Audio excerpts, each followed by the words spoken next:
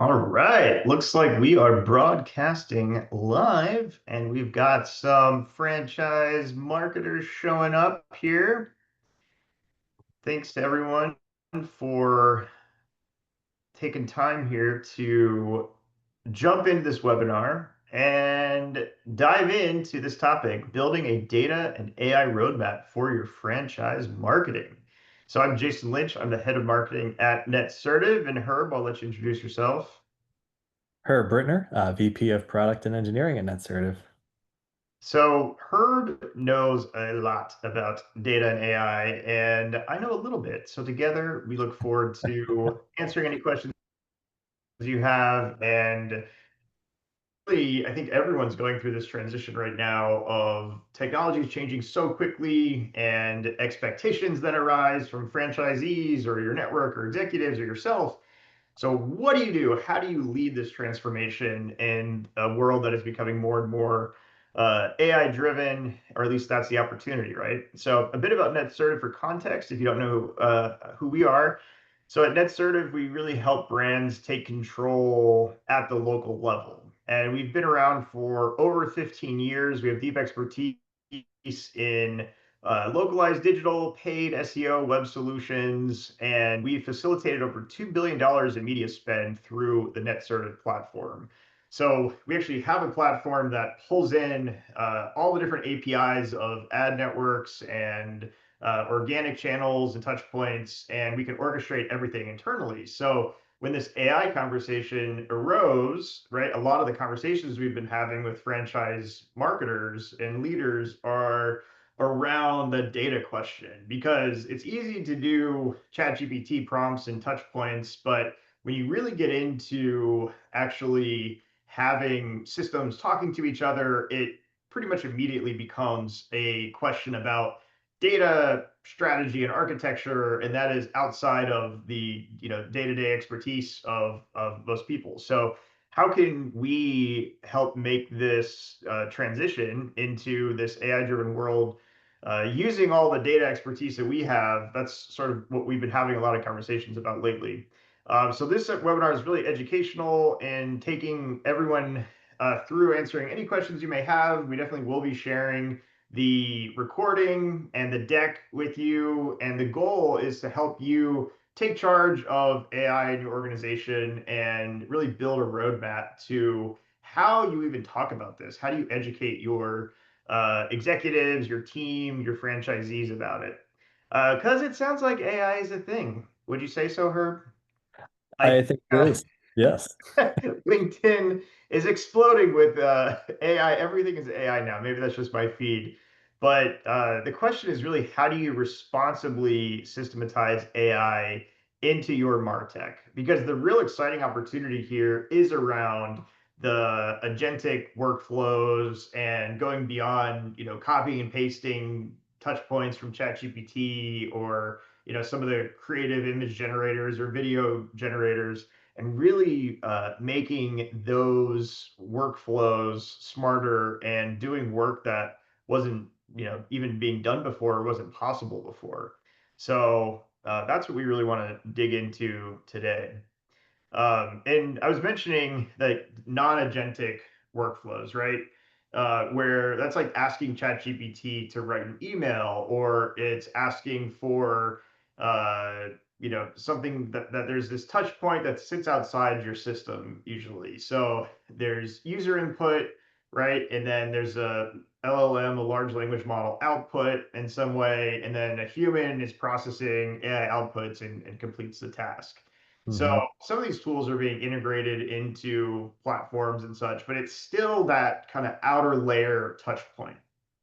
And then what there's a big opportunity though is in that agent AI workflows, and that's really task based. So it's not so specific with a human doing all the processing at the end. There's this feedback loop where there's more independence, right? So there's a task that's received, and then you're providing the data and access to understand the context, to define the goals, to create a plan and execute actions, right? So this is really delegation. Yeah, which is of course much more powerful than just, doing everything yourself. But that, that doesn't mean that a non-agentic, approach to AI isn't valuable in itself. There's, reasons to use each of these. And, you can use the non-agentic piece to start prototyping something really quickly, get some really fast outputs, and then take it to the next level in an agentic AI workflow, that kind of a thing. And as we think about responsible AI, that really comes down to the practice of using AI in a secure, ethical, and transparent way that combines clean, connected data with human expertise, Mhm. well-written prompts, to help drive real marketing decisions at the end of the day. So, keeping that data in secure places, having that encryption on it, making sure you're not just, tossing data around to any, rogue AI chatbot you see on the internet that you want to try, that kind of thing, gets you in trouble. You don't want to go there. But definitely want to try different AIs. We leverage, the ChatGPT, the Geminis, and Amazon's Bedrock for different purposes on our workflow. So you got to try a little bit of everything so you can Yeah. understand what works well for different places. Yeah, and when you're looking at that responsible approach, right, what we're seeing is there are some emerging obvious ways of the best first places to insert these kind of both non-agentic and agentic opportunities for AI. So the key thing here is really the feedback loop, right? If a goal is not met, the goal of the task is not met, how can it reprocess and go through? So we talk a lot about the digital marketing hierarchy of needs here at NetSertive. And it really is foundational of what is the local web content, right? What the local experience that you're providing prospects. Yeah. Because at the end of the day, it's that near me local experience and trust building that you're providing customers, right? And that same experience is what these AI bots and like SEO bots are going to be crawling and evaluating. Are they Yeah, but converting? Are your local they, web content. are there trust signals there? Yeah, your local web content is really, if you think about it, it's really just structured data about your business and all the locations that are part of your network. Mhm.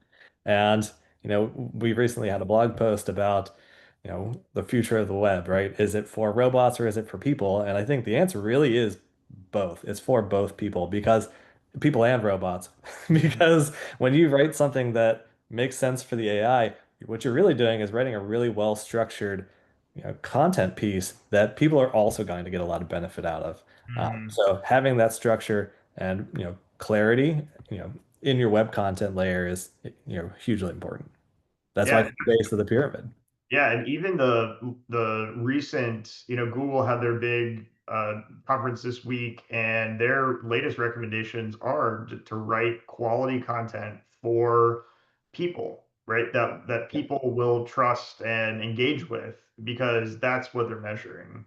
Um, and so that extends to digital presence, right? To the marketing campaigns that are happening and then into the workflows. And again, this is where you start getting much more mature, right? In the brand and the investment and the just overall digital maturity. Because if you have integrated workflows, right, you're incorporating really managing your lead flows and ROI visibility and inventory feeds. That says a lot about how connected Mhm. your network is, right? Yeah, every And layer of then this even hierarchy has taking important all data of feeds. that and being able to really achieve actionable insights with decision support, right? That's what it takes.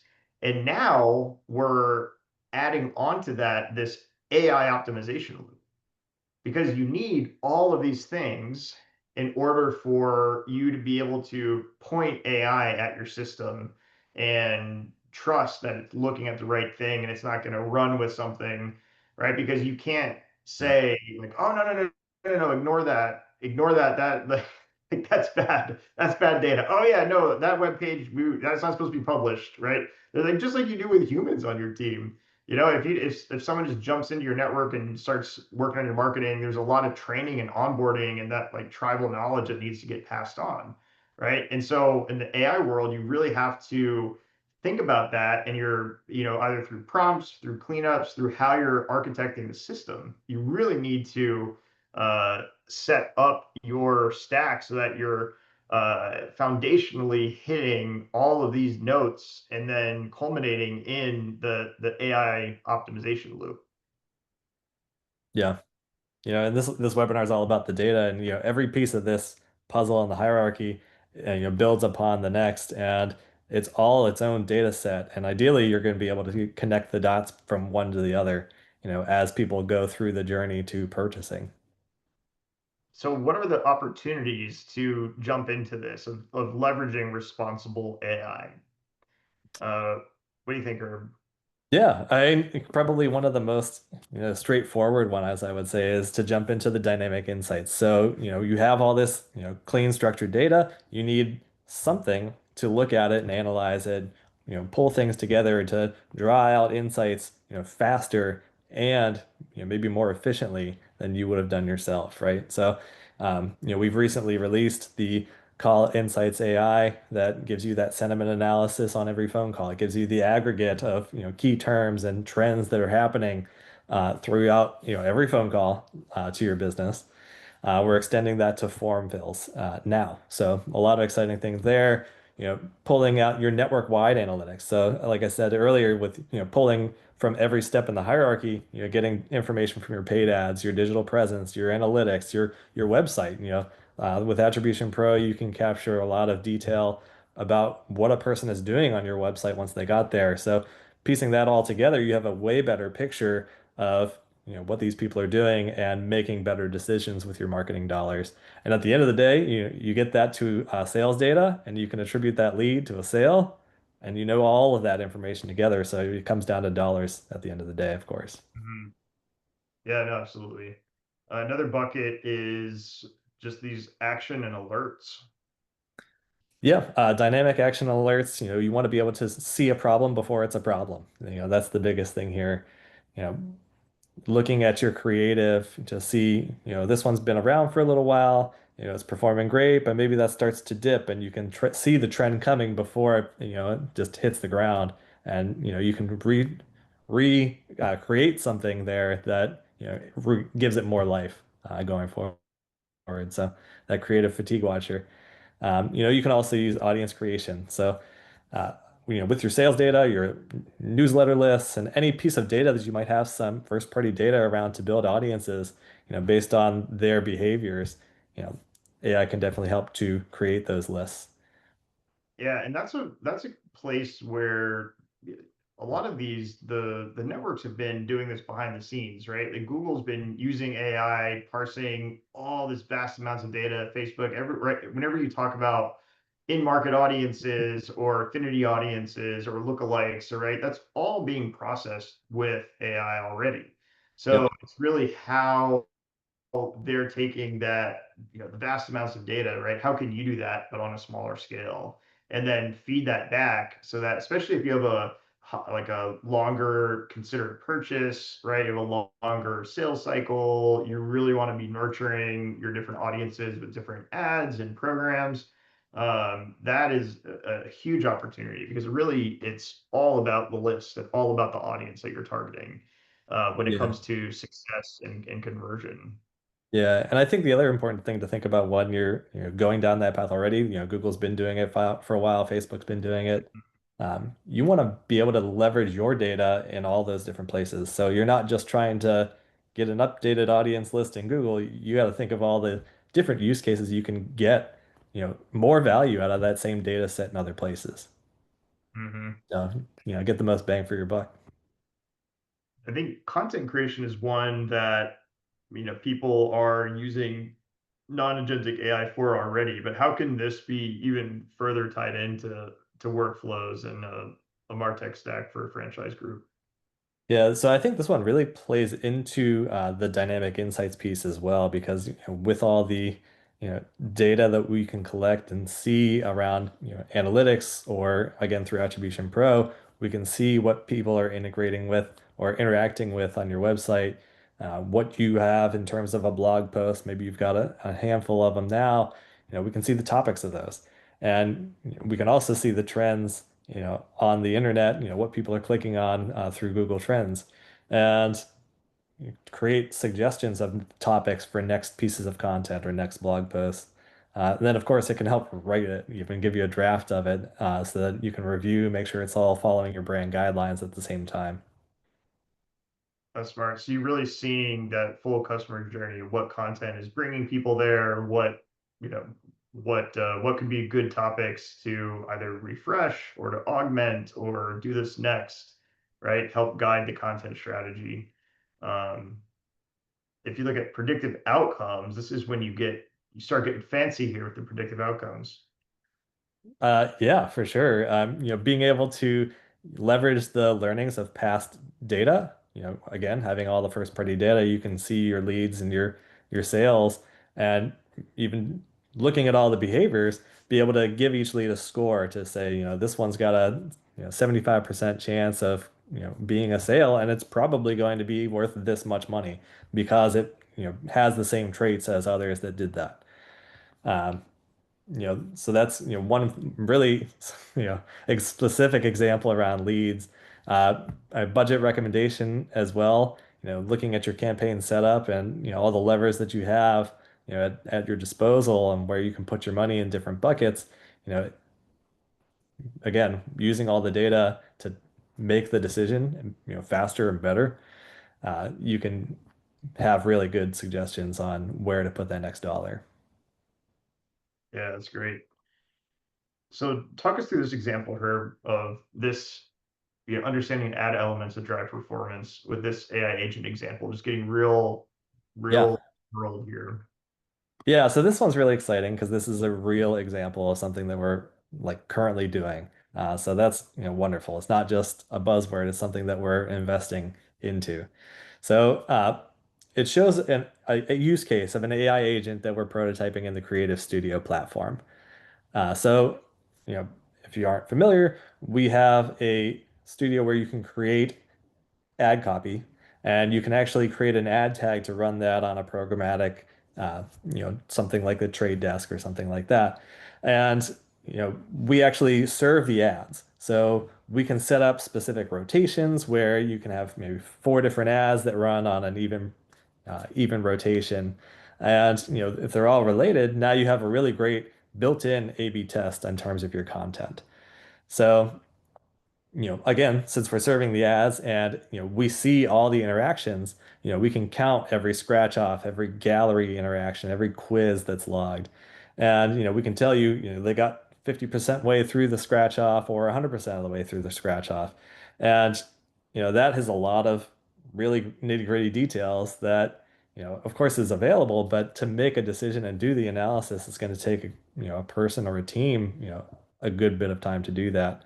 So here we have an example. On the left is a nice little diagram where we've got the studio, we have the rotation, and we're creating an agent that knows how to get these placements, what creatives are involved in that.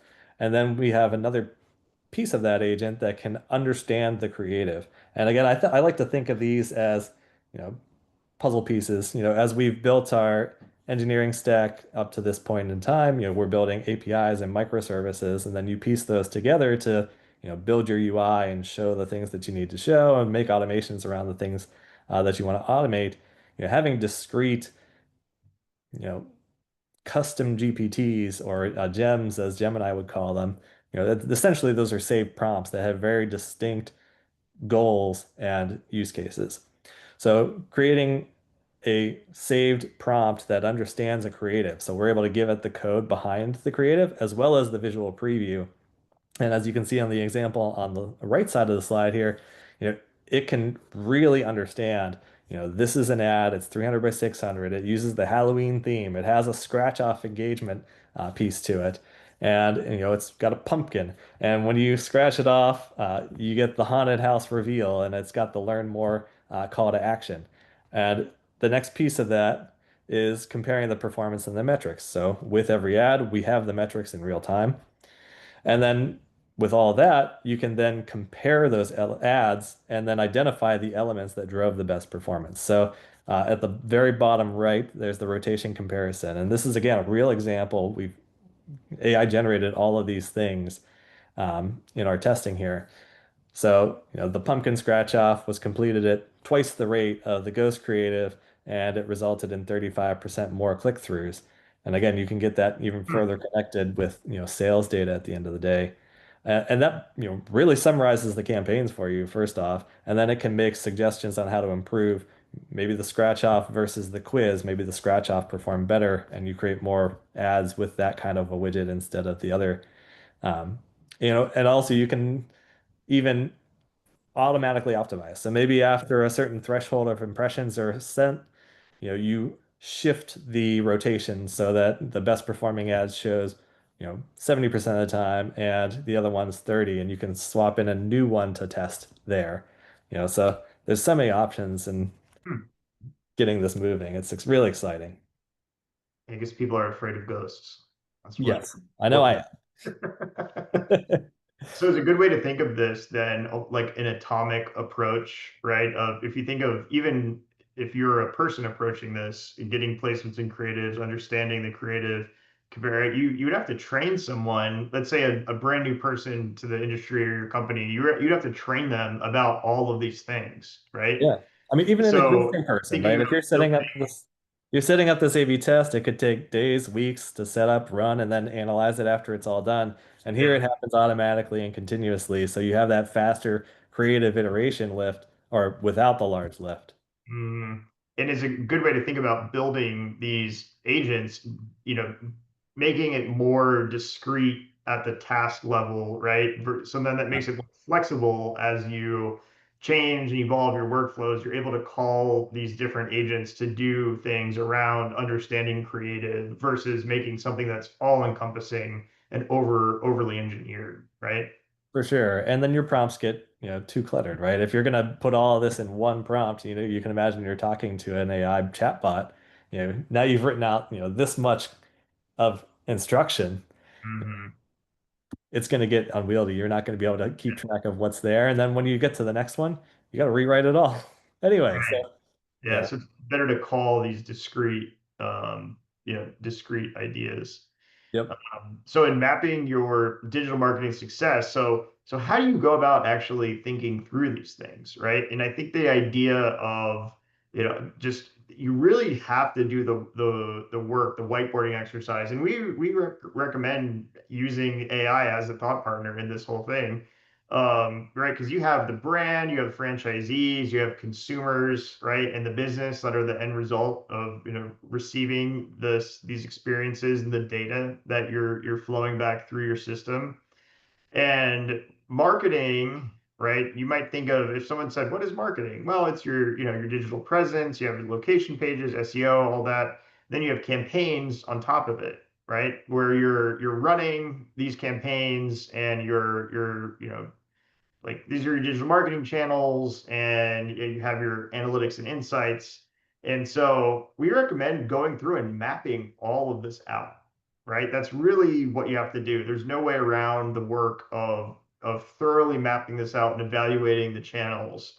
And Yeah. so you have your digital marketing channels, benchmarking the current performance on those, and looking at how your current platforms provide this level of architecture. So if you have what we would call infrastructure, right, where you have your digital marketing channels, but then how are those channels supported by people and processes, by integrations, by technologies, right? You probably have 50 different tools that you're using in some way to log in and people are making things happen here, pulling bits or QR codes from this platform or there's so many tools that go into this. So you have to map it all together and put it all in one place and really understand the infrastructure that is driving the digital presence and your advertising.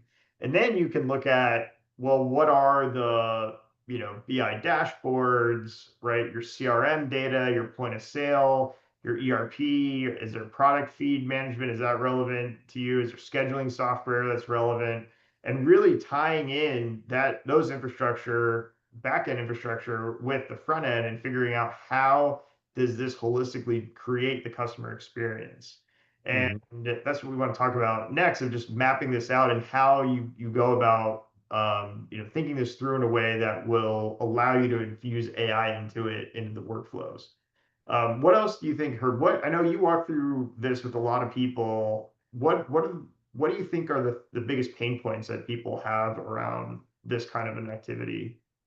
Yeah, I think some of the pain points really are just the overall dauntingness of how much is involved here, right? So, there's a lot of different pieces, and you may be not an expert in all of them, and that's totally okay. Nobody can be, really.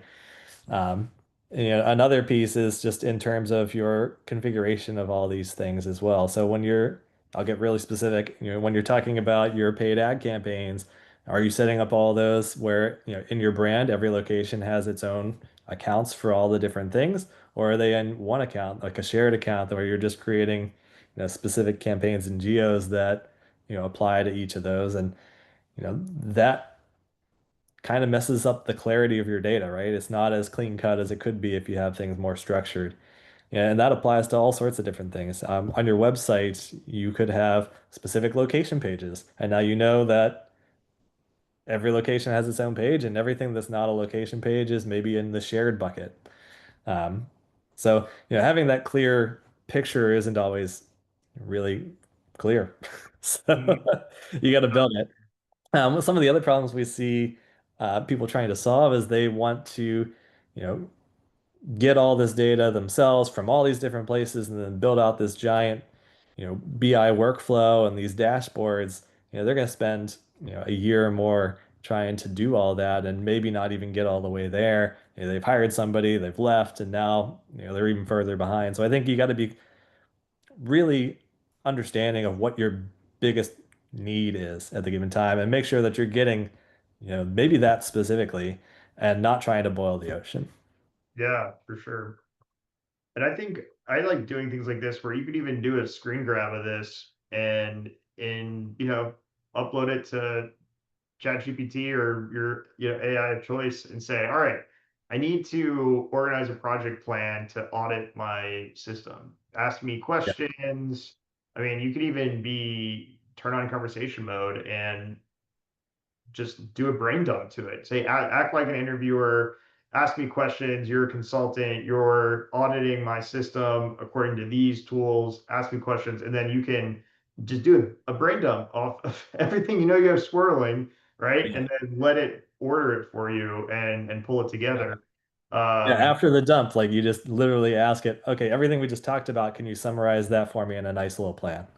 yeah. And, Yeah, or you could say, create an Excel doc with all with a checklist audit of this that I'm going to send to my team. This person does this, this person does this, this person does this, and you create a doc, and then everyone swarms it and can add things together, right? So that kind of working, I think that's what a lot of people are getting pretty good at pretty quickly is figuring out how to use AI to accelerate this whole thing. But still, the dauntingness, like you said, of it can feel overwhelming, and it does get down to the fundamental integrations and limitations of your Martech stack, right? Let's say, and you have some constraints that you have to work within, right? Like, let's say you just spent a year implementing HubSpot and people are getting the hang of it. So, like, that's it, right? It's going to be HubSpot. HubSpot's an anchor of this whole thing versus if you're using, another marketing tool that everybody hates, and it's like, hey, we got something to work with here. We can, we have yeah, some flexibility.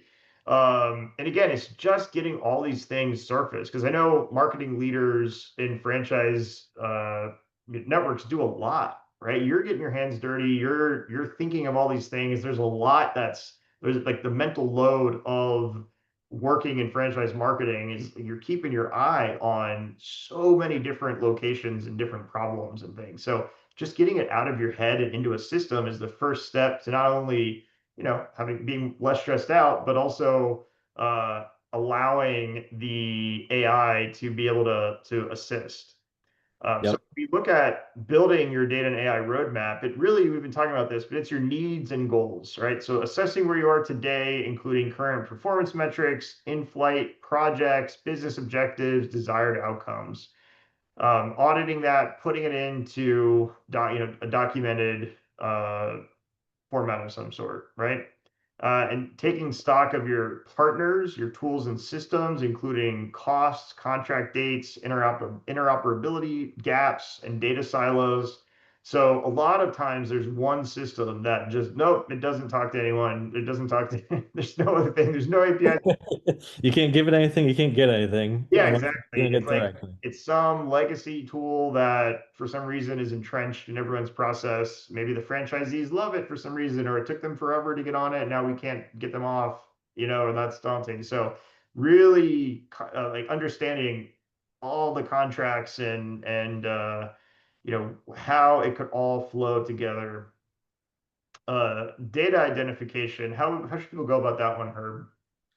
Yeah, so this one's tough, but identifying the data that you do have, start with what you have access to and, who owns it, where it is, and then think of the things that you had in your goals, right? And what goals are you trying to solve?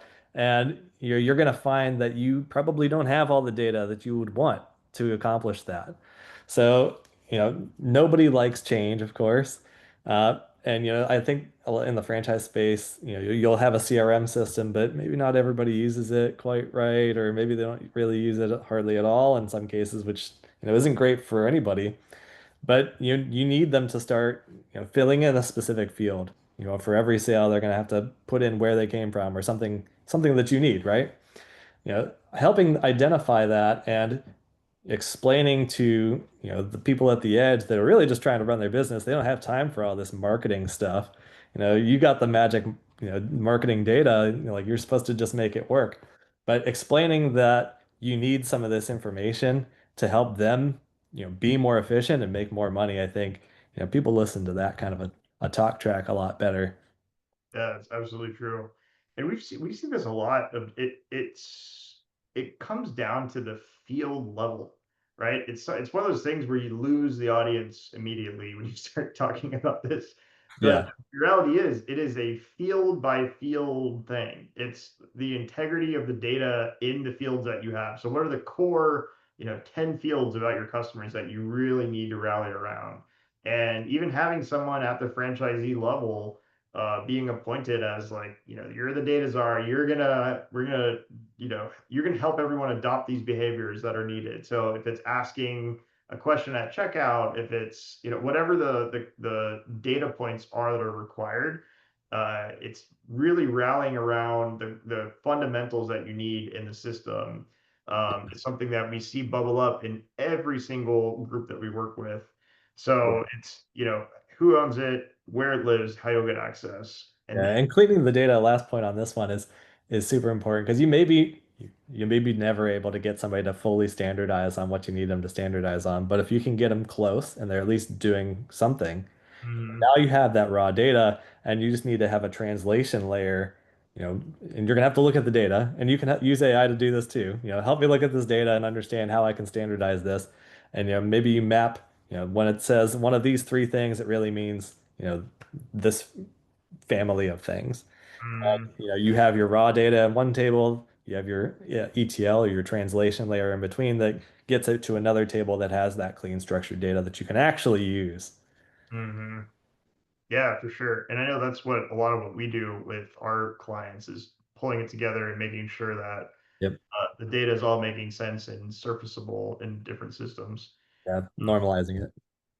So using AI for, yeah, so future vision, it's, I mean, Herb, how would you recommend people do this? Because it really, like we've been saying, it's like let AI help you here to really Yeah. paint a picture of what you can do in the future. Yeah. Um, you know, I prototype a lot of things just kind of on the flies, as ideas come in from, internal and from customers, is this thing possible? What could you do if you had this? you know, I go to my AI chatbot of choice and, I lay it out. This is the goal. This is what we're trying to do. These are the pieces that I have available to me. Help me build this plan. And what does it look like at the end of the day? Does it solve the problem? What's the timeline look like? What are the tasks for that specific thing? And, I even say I need a prototype of this. So build me a prototype in Python that does all the stuff, and it'll do it all. And you can just test it out right then and there, and then take it to the next level when you're ready to move forward. Um, it's just so much faster than what you would do on your own. A smart engineer might look at something for a week and prototype and understand it, but in 10 minutes I was just able to do all of that. But one key I think that I like to do when I'm doing these types of things is I like to add in and please give me suggestions. Please tell me what I don't know about this thing, especially if it's something new. Because you may have a general idea on how something should work, but maybe there's a shortcut that gets you there faster, or there's an extra feature that makes it 10 times more valuable. And, if you just ask it to do the thing, it's going to do it. But if you ask it for those suggestions, it will help you make it better. Yeah, that's really good. And I also think just auditing the frustrating limitations, right? The stuck points of what's currently not working.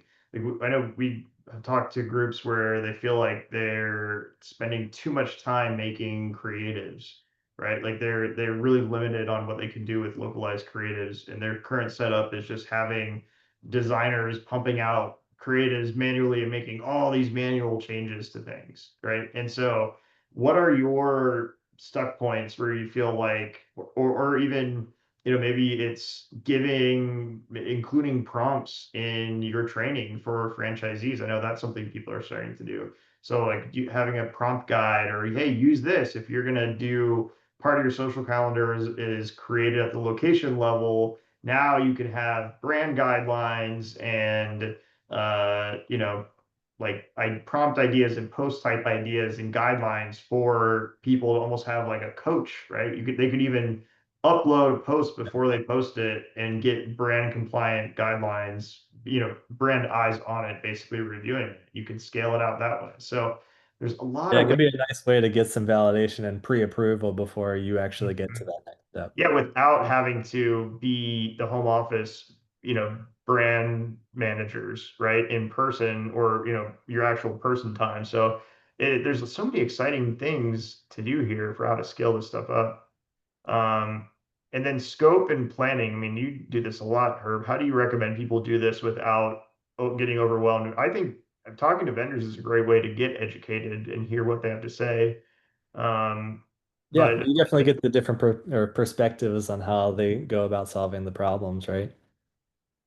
And what about core data architecture for storage insights? I mean, I know that's getting into the really engineering level on this. How should a marketer think about this? Yeah. So again, this is maybe a choose your own adventure on how big a deal you need to make this, but I think data is a huge deal, of course. So from our perspective, we're leveraging AWS and Snowflake from an enterprise level to create all of our tables. Everything is encrypted and stored in a manner that makes things private and secure, which is hugely important. You don't want to be part of the next data leak, and making sure that you can connect the dots between the tables. You can share information where you need to share information, and you can do that securely. Yeah, that's great. I know Snowflake is super powerful. Yep. And then go forth and pilot. So, launching small agentic pilots, iterate on modular AI components, refine with continuous feedback loops. Like you've talked a bit about this, Herb, but like what size, how do you right size a pilot? If you gonna get someone behind this, say, all right, we're gonna test this thing. Um, how do you recommend people approach that? Yeah, so I think, like it says here, start small, get the minimum, complexity that you needed to get started and show real progress. So, you might, at the end, it might not be truly giving you, really great insights until you have a significant amount of data. But to see some insights and see what's possible, you can, get some data, you can get some, fabricated data just to try things out. So, you don't have to commit a lot of resources or a lot of time to try things quickly. And if it works, you move it to the next level. If it doesn't, abandon and start over. Yeah, that's great. All right. Well, that's the main portion here. We wanted to just to dive in, but if anyone has any questions, definitely add them to the Q&A here. But ask just a couple of the pre-submitted ones. So, what is the most important data to start with for optimizing franchise marketing, Herb? Great question. And this is going to sound like maybe a cop out, but it's always to start with the data that you already have. You've already got access to your leads and your CRM activity and your call logs and your media performance in many cases. So choose one of those, see where you can connect some of those dots and, go for it. You might create a predictive lead scoring Yeah, and no, that's have some so creative smart. I think stats. sometimes people they'll launch into a whole initiative. It's a whole initiative that's like not just focused outside of what they already have, and there could be gold in their backyard already. Right. So focus on the quick wins and not these massive platform overhauls that you might have to do. What about how do I make sure AI doesn't override brand consistency? And I think you actually touched on this one just a minute ago, but that structure is key. So having written clear brand guidelines that you could even integrate into an AI to help maintain consistency and ensure that all the suggestions and optimizations that it makes, stay on target and within your brand. And that Certus platform has given that local flexibility with brand approved templates, for our whole existence. So this is something that we definitely have the guardrails around, and responsible AI isn't just a buzzword for us. It's how you maintain that control while gaining the speed and efficiency. Yeah, for sure. And even just starting to save examples, which you probably already have for training purposes, but just saving examples of on brand and off brand, right? And then that becomes Yes. what you can use for training as well. Yep. You need a dedicated data team to make this work. Not at all. So, some brands are going to go out and they're going to invest heavily. They're going to buy things like Power BI or Tableau. They're going to hire a data team and they're going to try to build everything from scratch.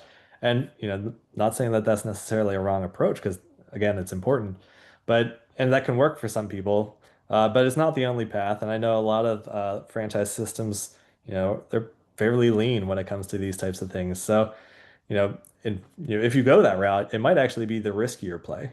So hiring and training people, investing in specific tool sets comes with a pretty large cost.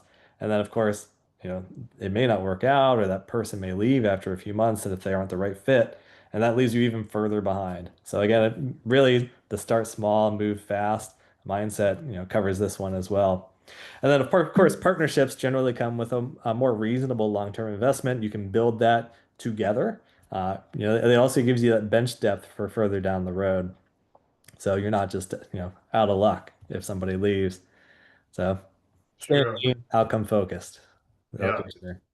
Yeah, I mean, and we love having conversations with our clients about these types of things. So if you have any questions about anything we discussed today, would love to connect and just hop on a call, talk this stuff through, nerd out a bit because we're all, uncovering new opportunities every day for this stuff. So definitely looking forward to speaking with some of you and just hearing what you have going on and what your goals are around AI. So thank you so much for your time today. And thank you, Herb, for contributing your insights and Thanks having, for having me, Jason. all right. All right. Well, that's it. We will wrap it up. And thanks, everyone. Have a great day, everyone. Have a great one.